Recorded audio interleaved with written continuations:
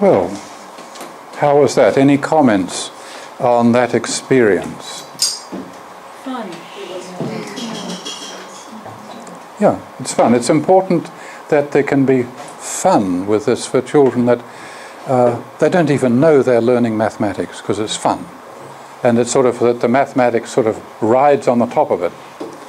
So if you can do that, that's all to the good. Any other comments about the process or anything like that? Sorry, I just do this in the end gaps. Yes. I enjoyed your critique at times. Is that formation essentially the character of that member? Yeah. That's very useful. It's trying to sort of leave an imprint, because when we start to write numbers, you're again going to ask also the question is, how is this number characteristic of the number 1 or 2 or 3 or 4 or 5 or 6? You know, those are all interesting aspects. And, you know, how, when we write down numbers, we'll come to, not today, but, you know, the numbers we write down, they have an interesting origin. And I'll just get this set up again.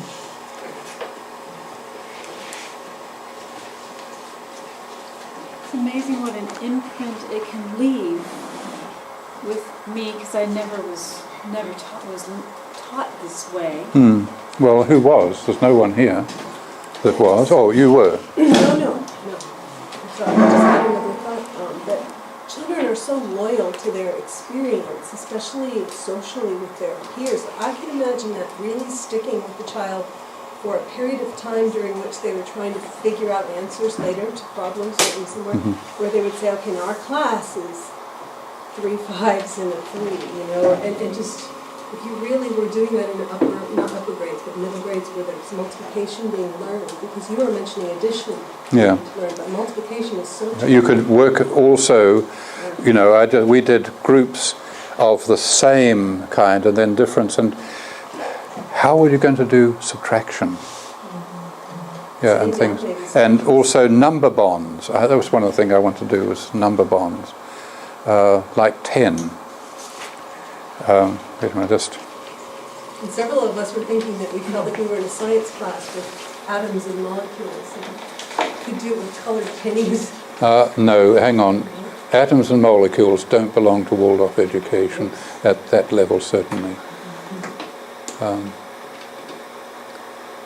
It belonged to later science when you try and show people how people came to these ideas. You certainly don't teach them as reality, but it's an idea that people have developed out of a whole series of experiences. What you need to show people is what experience did they have that made them think that way? Because actually, what truth is there really in these things? And so what happens in science is all the time something new is discovered and all the ideas are rolled over and a whole new thing comes out. And you need to give children a picture that over time different ideas have come to the top and they've gone, and new ones come and new ones come, and then they can feel quite happy that when the picture of atoms and molecules rolls over, they say, that's of course, that things progress. Whereas if you are taught the world consists of atoms and molecules, you're going to be shattered when somebody says, actually, no, there's quarks and whatever it is that the modern theories come up with. You sort of feel lost. You think, oh, yeah, I'm giving up. I'm going to go and play golf or whatever. But, you know, but if you can have a feeling, yes, ideas evolve. That's interesting. What's going to come up next? There's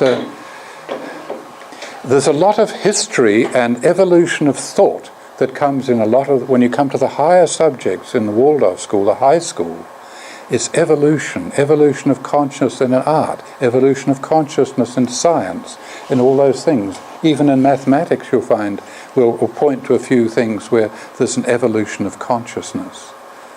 You know, at first people work with whole numbers. So where did fractions come from? Where did algebra come from? You know, these are evolving things. Wait a minute, where did we get to? We went down... Yeah, okay. So this is a little bit what we were doing here. We probably end up with something different, but I just wanted to suggest a few things here. 1 stands alone.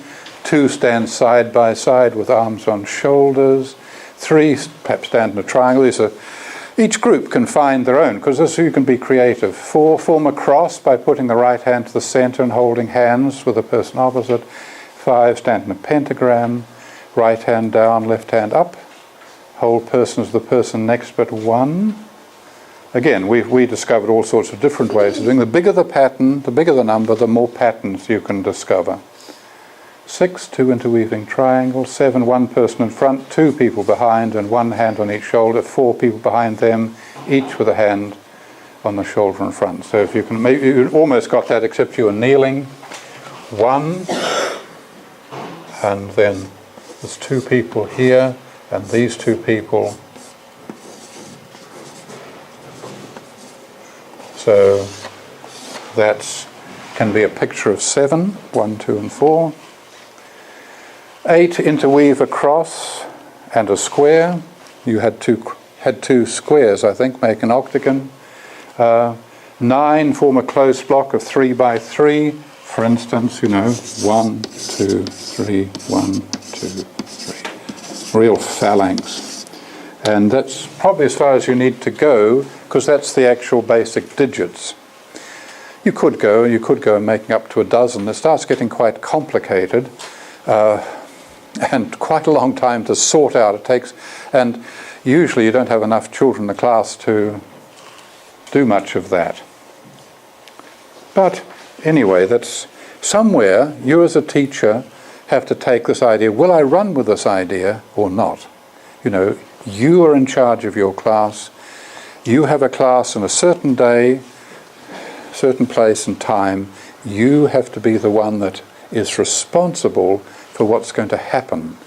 And you take these ideas or you don't take the ideas, or you find your own.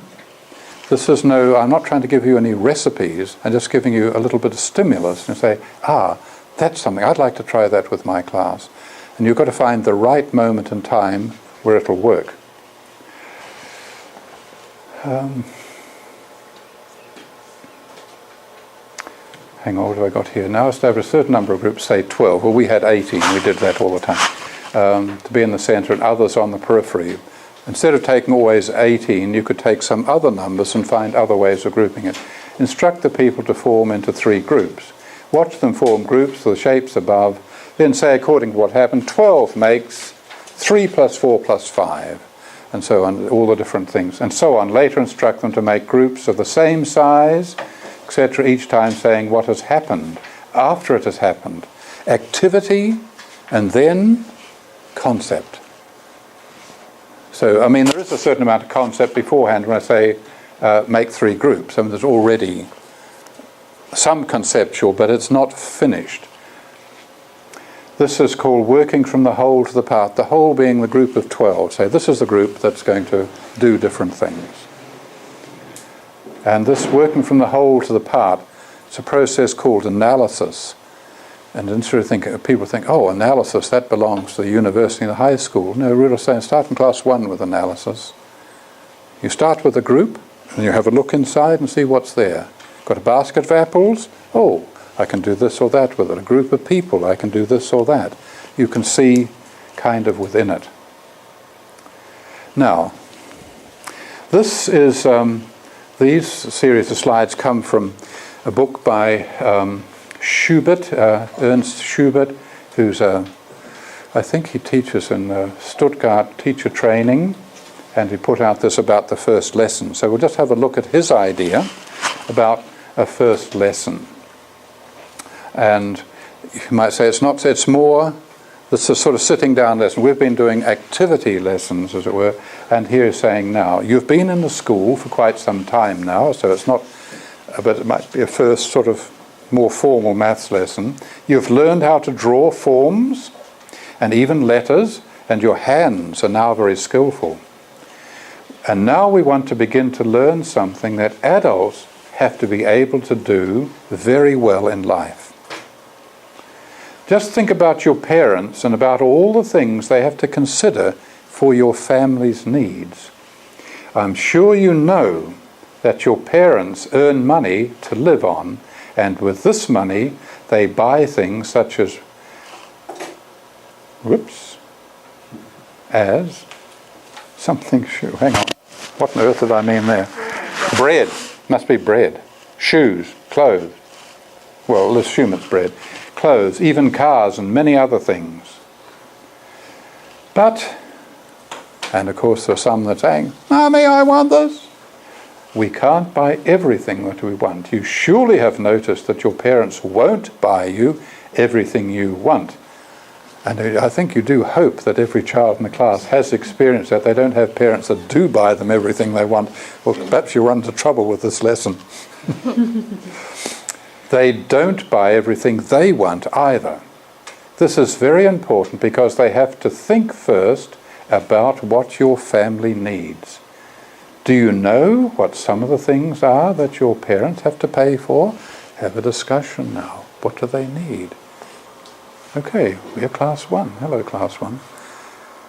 What do your parents have to buy? What do they need? When they go to the shops, what do they bring back? Yes, Amy, what did your parents? Milk and juice. Milk and juice, yes. My mom buys lots of fabric that puts it in the garage. Oh, fabric in the garage. Well, that really connects to my soul. Shampoo and soap and things to clean. Yes, Holly. All I can think of is car insurance. Well, yeah, then maybe the odd child of class 1 will come up with car insurance. You just had an accident. Jeff. Vegetables. Food. Batteries. Interesting what you come up with, Brett. Food. Yeah. What? Food. Yeah, oh, that's sort of, yes, that's sort of the more general, had vegetables and juice and things. Yes, Megan. Dog food. Dog food. Food and dog food. Doll. Toy. Toys, dolls, yes. David. Gluten-free bread. Gluten-free bread, yes. Melissa. Apples. See, again, you hear there's a broad thing of food and then more particular items within food. What about, I'm sure there's some other things they need, you just not only those, there must be some things that you haven't mentioned yet. What might those be? Gas for the car, yes, you don't go, well, and you have to buy the car first as well. They didn't just sort of come down in the last shower. Shoes, yes. Clothes, and begin to see, and then you can begin to build categories that you can have, so that you might say, well, imagine that they, and this is where it's difficult today because everyone does it on credit card and it's so invisible. But you see, they have to imagine that they've got a purse.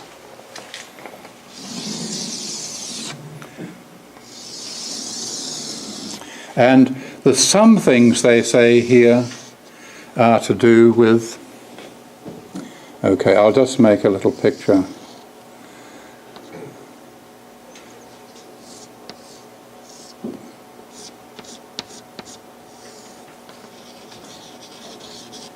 So what's that?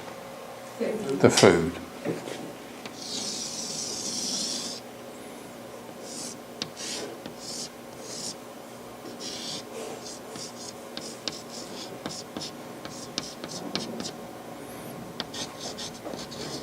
Or whatever class 1's version of a house is. So all of these, what kind of things that you need for the house? And you can have either things, and you might have, I'm trying to think of the bathroom, so just, it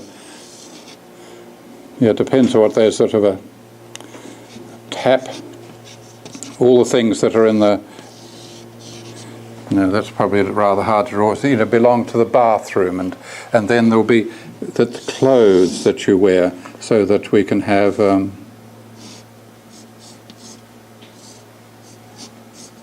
and shoes.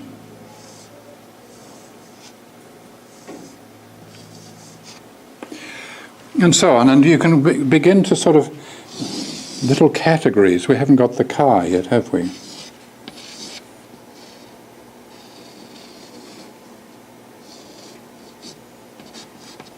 And so on. You can begin to sort of see, and you see already there's a kind of dividing process that you have to see that it's a kind of, so you've got the picture of a purse, and now it has to be partitioned. You see, from the whole to the parts, so you can have some sort of picture like that of all the different things.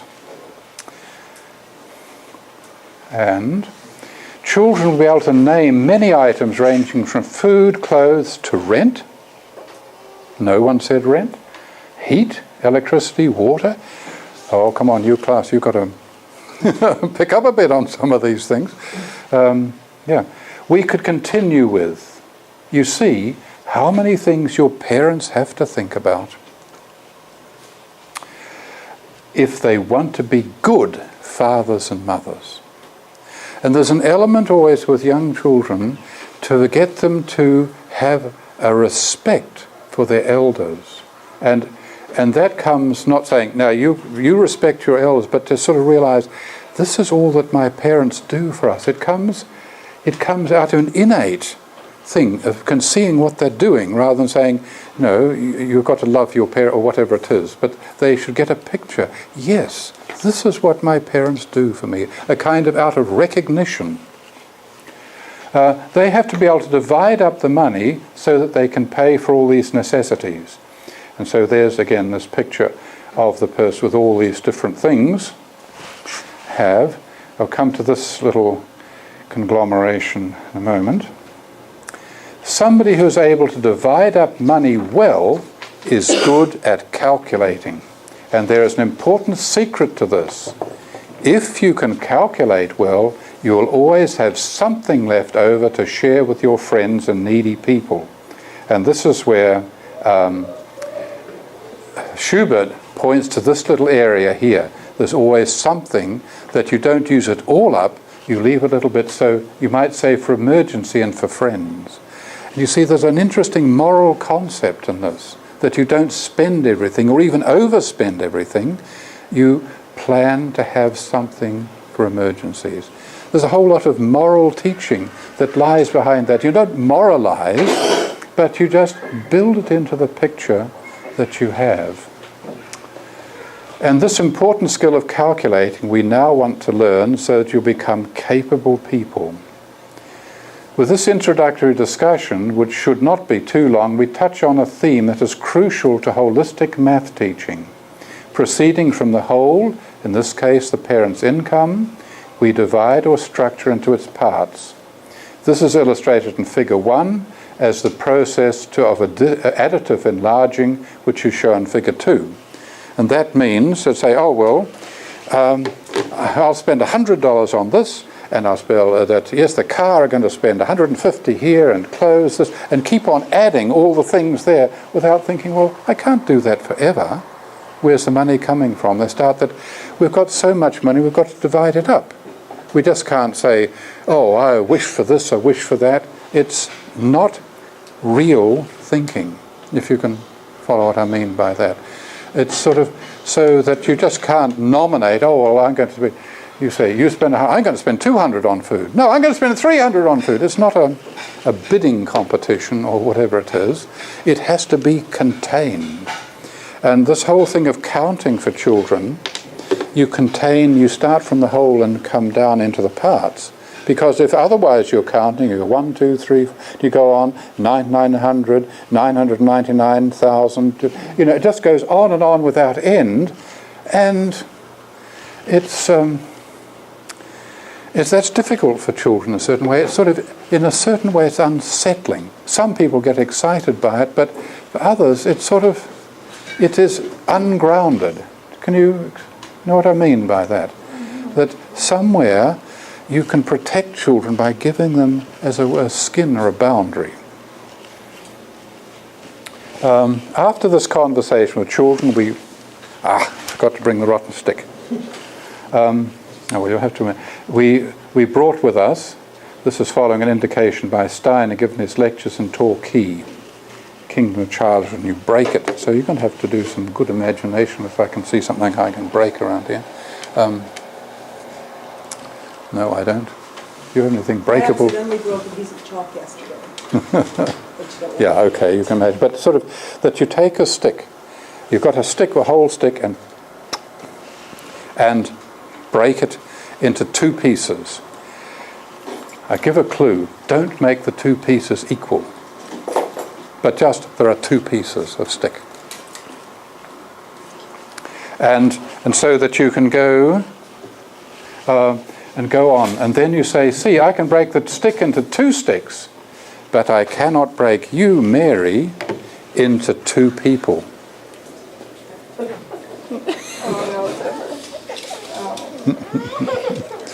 Okay. Sort of, so that there's a kind of feeling, yes, that, no, you couldn't. Because which half would have the head? No, don't think that. But, but I just simply, you are unique. You can't break you in half. So some things you can break in half, but people you can't. So there has to be, there's a different kind of inner unity. You've got the whole, and now you have a different kind of unity here of the individual. So that's a whole new picture of the individual that you can't, and say, and as a whole, I will use this sign for one. Remember, yesterday we drew on the board. We all did this. And so you link back to that from the first lesson. You don't have to say, you may say, do you remember we drew this? But the children somewhere in their subconscious, yes, we did that. And each of us did that, and that you said at the time, look, there's a picture of our class, we're all standing there, each like a bit different. So there's a kind of, what you call economy of teaching, where you link back to other things in this way. Here the straight line from the first school day reappears with new meaning. Where then it represented the upright posture the child achieved at age 1, it now points, the child is not conscious of this, to the unifying force of the self, the I, which of course is the same picture, same image, same, well, that's in English, it's not quite so easy to, in German it's ich, and in Dutch it's ich, and je in French, and what's it in Mandarin for I? War. And so on. But the symbol isn't like this. But so perhaps it's fortuitous in English that we have one and I, this sort of representing, it's sort of already a built-in imagery. Of course, in Dutch and German, it does start with I, and I think they usually do make a capital so that it's there. The child gained this force by learning to stand up, and with it is able to face the world of objects as a subject and individual. So there's this whole thing, the child's on the floor being able to stand up, and round about 2 they say I. And not at this point they're quite look into the world, but there is this element that I am here. And so this I is a kind of recognition that I am here in a physical body and other physical things are out there. So there's already that kind of separation comes at the age 2. This now comes back to these sort of imaging that's happening. The important role upright posture played in the evolution of dexterous hands. The thing is that earlier when you're crawling, you've got your hands on the floor, and animals have the 4 things there. And when we stand, we put the roll of the 4 feet into here. So we really strongly differentiate now between here, because you see we have the 4 feet are down here. What do I mean by that? Toe, heel, there's the 4. And it's concentrated here, and I have to be awake in order to be able to stand with these 4 feet, which are combined into 2. so that, and I have the arch in between, so I am standing on 4 points down there. So there's that element there. And the fact that you do this allows these to be free, and they don't have to be dedicated to supporting the body. They are free for a free individual, if you can achieve that, to do what you require. There's a kind of part of the whole nature of human freedom is you have these things. If you've just got two, like the cow, two split hooves there, there's not a lot you can do with it other than stand on it. You know, you can't imagine a cow coming along and think, that's nice. Doesn't happen. They just simply stand on it. And this picture that then that whole thing is left behind, allowing this to be free to move, and as well as to receive, but also to give. And those elements that stand within this is important to be aware of. Let's move on with this. We touch on these themes of human development by the following steps described above. I need to go through these fairly quickly now. We turn to another child. You're also a whole or a oneness, as we all are. Your body can sense the world in many ways. You can touch and feel things. But there's one thing your hand cannot feel. Generally, the children find out that the hand can't feel itself. You know, that sort of, it needs, I can feel this hand, and it's an interesting element of the two, that I can bring these two together, and there's an element of consciousness comes when they touch. Of course, in a way, your hand can touch itself, but you see, and then with our eyesight, when we focus, this eye and that eye, they kind of touch in a focus out there. There's an element of listening that also is a kind of two-ness there. So there's that element of coming awake through touch, and there's other subtle things, you know, that come, that, you know, this gesture for prayer is coming together. There's a definite raising of consciousness within that, but also there's a wonderful little space in between. But that's something you can just ponder about yourself. There's this element. There's not the time for it now. Like other organs of perception, the healthy eye does not see itself, the ear does not hear itself. Thus the hand that touches something feels the objects it touches, not primarily itself. Your hand cannot feel itself then, but you have two hands and they can touch each other. They're a twosome, and for that we'll make this sign, the two together.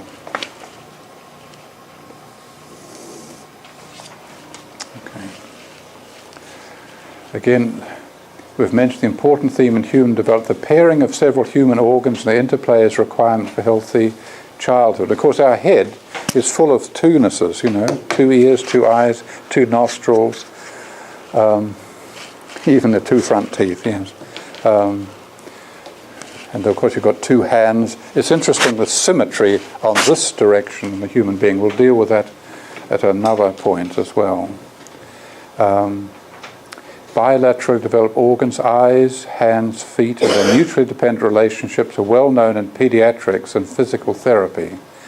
Their foundation is self-touch, that's awakening to yourself, which begins in babyhood as one of the requirements for healthy functioning. You know, it's one of the things that children, a little baby, arms away around it, and the kind of when their hands touch, there's an awakening there that's part of their, awakening consciousness. I just wonder if leave this for you to read for yourselves. Touching, twosomes, 2.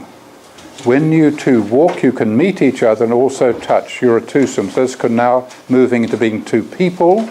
Thus the formation of a pair is described as a social and not solely an organic process. 2 ears is organic. This now is a social process of 2 people meeting. This constitutes the transition to the free creation of pairs, where we mentally unite 2 items and call them a pair, a 2. Remember I brought out the 2 pieces of chalk. The concept of chalk is what unites them in your mind.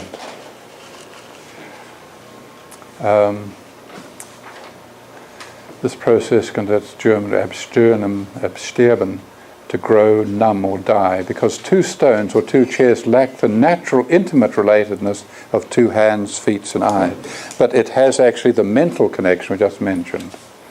Our thinking is able to recognize as two even items that are connected only by a mental concept of them belonging together, just mentioned.